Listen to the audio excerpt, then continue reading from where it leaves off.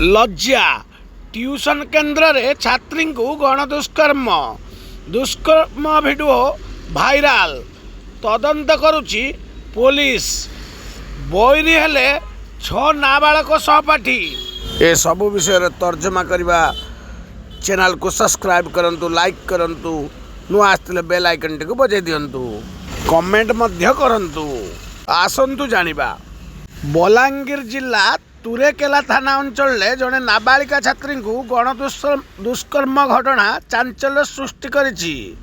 अभियोग अनुसार किछि दिन तले एक ट्यूशन केन्द्र रे एई छात्री को तांको सहपाठी माने दुष्कर्म करथिले जार वीडियो भाइराल होइछि। एई घटना पर तुरेकेला और कांटाबांजी पुलिस घटनार तदंत करबा सह पीड़िता छात्री परिवार सहित आलोचना करिसंती। चैनल को सब्सक्राइब करंतु लाइक करंतु कमेंट करंतु नुआ आस्तिले बेल आइकन टी बजाई दियंतु।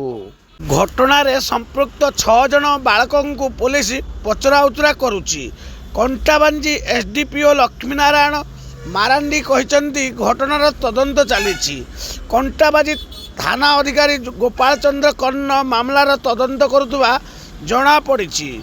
ट्यूशन पढ़ुवा समस्त छात्र छात्री तालिका प्रस्तुत करी सेमानंकु मध्य तदंत परिसरभुक्त कराजिबो बोली पुलिस पक्षरु कुहा जाइछि।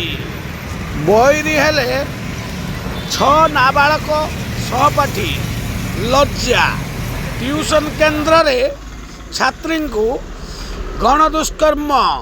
दुष्कर्म वीडियो भाइराल तदंत करुछि पुलिस। बलांगीर जिला तुरेकेला थाना अंचल एभली एक अभावनीय घटना घटी। ट्यूशन केन्द्र रे समस्त छात्र छात्री तदंत परिसरभुक्त कराजिबो।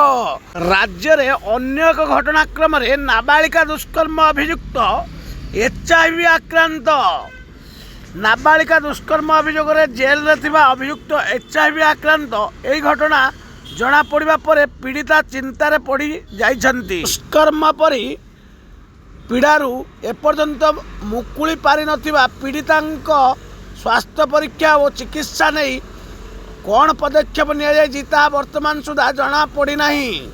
जड़े 16 वर्षीय नाबालिका को दुष्कर्म मामला रे पुलिस अभियुक्त को 2.5 वर्ष तले गिरफ्त करी जेल पठाइतिला।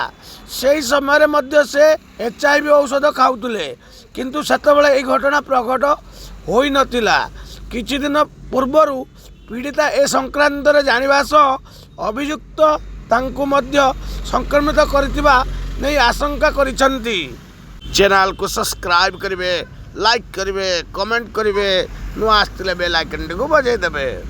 ए संक्रांत रे शिशु कल्याण समिति अध्यक्ष आशीष पंडा को पचरा जिबारु से संपर्क रे अवगत नथिबा कहिसंती। जेलर अम्य बेहरा कहिसंती जेल रे वर्तमान 4 अभियुक्त HIV रे आक्रांत अछंती। सेमानंकर नियमित चिकित्सा चली। सूचना अनुसार झारसुगुड़ा जेल रे एबे 301 जन अंतेवासी अछंती।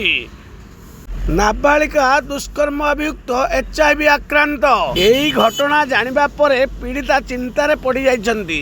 दुष्कर्म भली भयंकर पीड़ारू एपर्यंत मुकुली पारि नथिबा पीड़ितांक स्वास्थ्य परीक्षा और चिकित्सा नहीं कौन पदक्षेप निया वर्तमान सुधा जना पड़ी नहीं। जड़े 16 वर्षीय नाबालिका को दुष्कर्म मामला रे पुलिस अभियुक्त को 2.5 वर्ष तले गिरफ्त कर जेल पठाइथिला। चैनल को सब्सक्राइब करेंगे। जय जगन्नाथ।